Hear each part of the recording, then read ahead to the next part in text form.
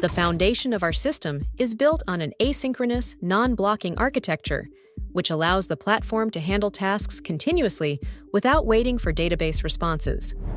To manage data flow efficiently, the system utilizes two distinct layers: active data, stored in the cache for instantaneous access, and persistent data stored within the database for long-term security.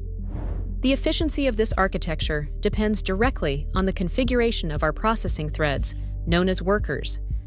The workers per server parameter defines how many of these active threads run on each server node, allowing you to scale processing power based on your specific hardware.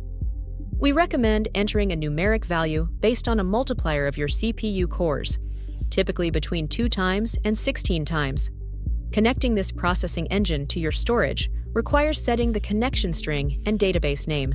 These parameters define the access path and identity of your data, whether you are using a network database like MongoDB for high availability or a local database for minimum latency. In the configuration, you will enter the full URI in the connection string field and specify the exact database instance name to establish a solid foundation for system connectivity. Because opening a new database connection for every task is a resource-heavy operation, the system employs connection pooling. Instead of constant opening and closing, the system maintains a set of warm connections ready for immediate use. Initial connections sets the number of links established at startup, usually between 10 and 20, to ensure the system is ready for traffic without delay. Conversely, max connections acts as a safety limit to protect your database from crashing under extreme loads by capping the total number of simultaneous connections. Finally, to monitor the health of these connections, we use the monitoring timer and threshold.